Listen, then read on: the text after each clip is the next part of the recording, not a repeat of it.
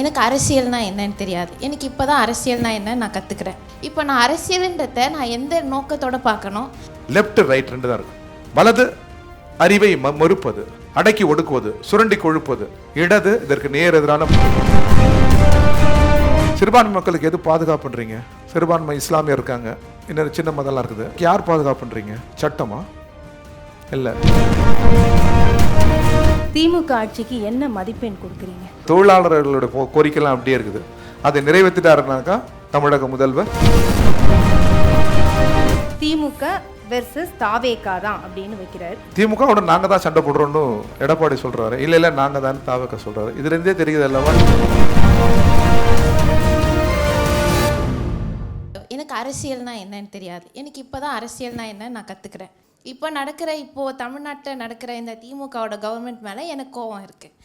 இப்போ அதே மாதிரி என்னோட மற்ற நண்பர்கள் விஜயை பிடிக்கும் அப்படின்றதுக்காக அந்த கட்சியோட இதில் அவங்க ஃபோக்கஸ் பண்ணுறாங்க.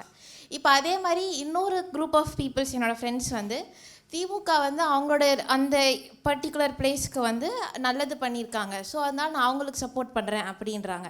ஸோ நான் இந்த பல மைண்ட் செட் பீப்புள்ஸோடு தான் நான் இருக்கேன். இப்போ இதே மைண்ட் செட்டோட நான் ஒரு பதவியில் நான் போய் இருக்கேன் அப்படின்னா, எந்த பிளேஸில் இந்தியாவில் ஆட்சியில் இருக்காங்களோ அவங்களுக்கான அவங்க சொல்கிற பிளான்ஸ் அண்ட் பாலிசிஸை ஃபாலோ இம்ப்ளிமெண்ட் பண்ணுற ஒரு பிளேஸில் தான் நான் இருக்கேன். இப்போ நான் அந்த இடத்துல நான் மக்களுக்கு நல்லது பண்ணணும் அப்படின்னு நினச்சி நான் அந்த ஒரு பிளானோ ஒரு பாலிசிக்கு நான் சைன் போடலைன்னா ஆட்டோமேட்டிக்காக என்னை அடுத்த பிளேஸ்க்கு என்னை ட்ரான்ஸ்ஃபர் கொடுத்துருவாங்க. இப்போ இதே மாதிரி நான் ஒரு இந்தியா ஃபுல்லாக நான் நல்லது பண்ணணும்னு நினச்சி நான் ஆல் இண்டியா டூருக்கு நான் பண்ணணுமா, இல்லை நான் அதே பிளேஸில் இருந்து நான் ஒரு பச்சோந்தியாக இருக்கணுமா, இல்லை ஒரு நரியாக இருந்து மக்களுக்கு நல்லது செய்யணுமா அப்படின்னு என்னோட இன்னொரு கேள்வி.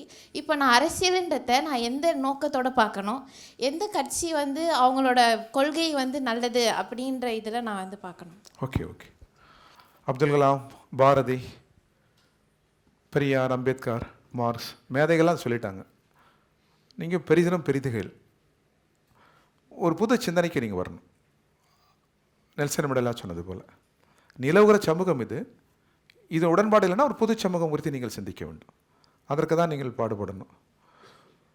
இதை போட்டு நீங்கள் ரொம்ப குழப்பிக்க வேண்டிய அவசியம் இல்லை. உங்கள் காலம் இந்த தகவல் தொழில்நுட்பமே ஒரு புது உலகத்தை படைத்து கொண்டே இருக்கிறது.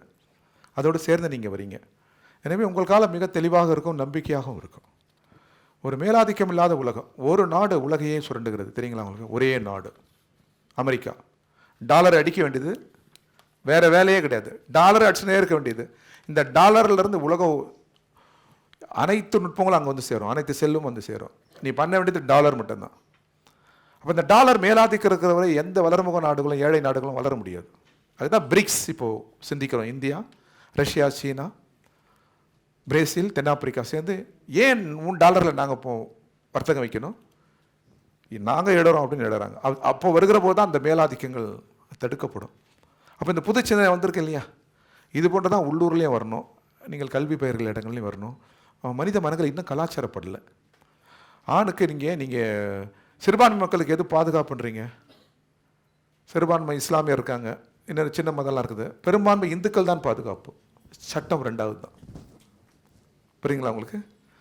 அதே போல் நீங்கள் பெண்களுக்கு யார் பாதுகாப்பு பண்ணுறீங்க? சட்டமா? இல்லை, பெரும்பான்மை ஆண்கள் தான். பெரும்பான்மை ஆண்கள் யாரோ இல்லை, தந்தை, சகோதரன், காதலன்.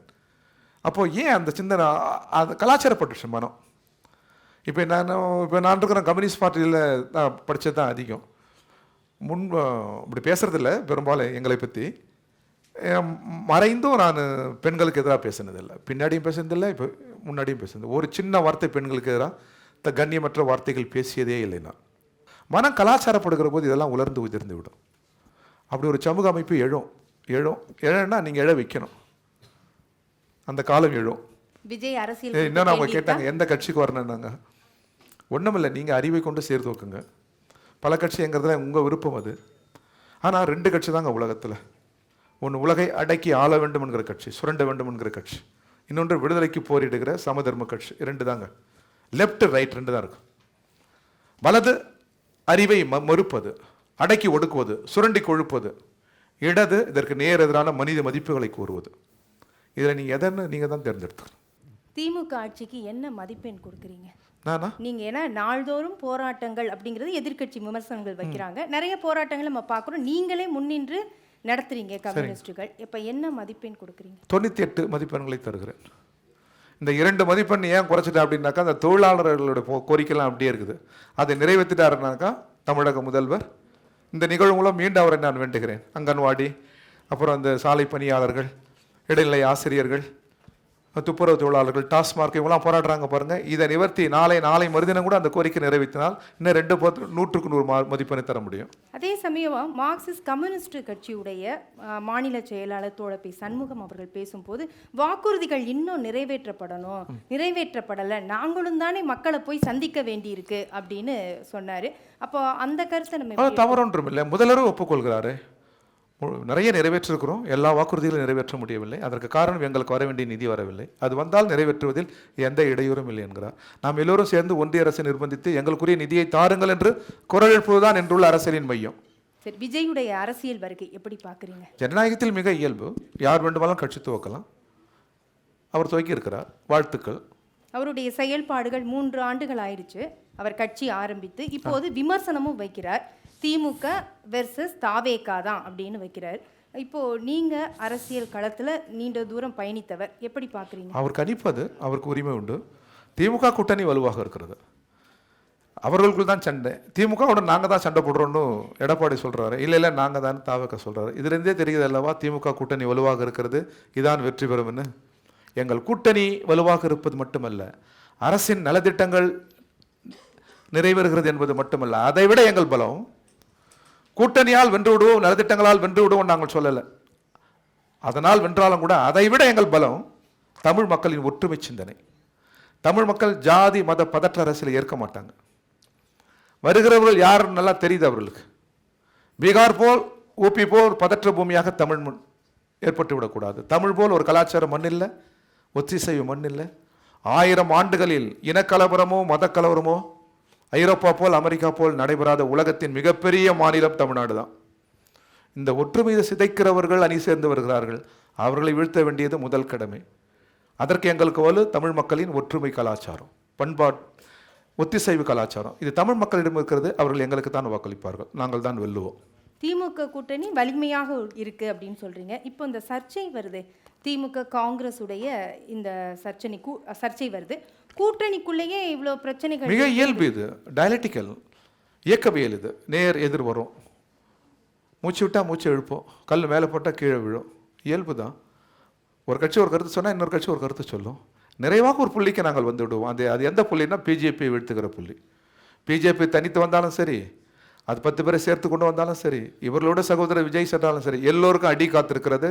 தமிழ்நாட்டில் நாங்கள் தான் வெல்வோம். காங்கிரஸ் திமுக கூட்டணியில் இல்லை என்றால் எப்படி இருக்கும் வெற்றி வாய்ப்புன்னு நினைக்கிறீங்க? காங்கிரஸ் திமுக கூட்டணியில் இல்லை என்றால் இப்போ முரண்பாடுகள் இருக்கு, இது ஒரு யூகமாக கூட இருக்கட்டும், நாளை ஏதாவது ஒரு பிரிவு இல்லை அப்படின்னு இருந்தா இந்த திமுக கூட்டணியுடைய வெற்றி வாய்ப்பு எப்படி இருக்கும்? எந்த சூழலிலும் எங்கள் கூட்டணி வெற்றி பெறும்.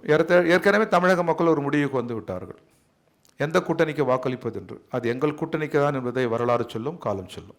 மின்னம்பலம் வழங்கும் சட்டப்பேரவை தேர்தல் 2026 தலைவர்களுடன் மாணவர்கள் நேருக்கு நேர் 2.0.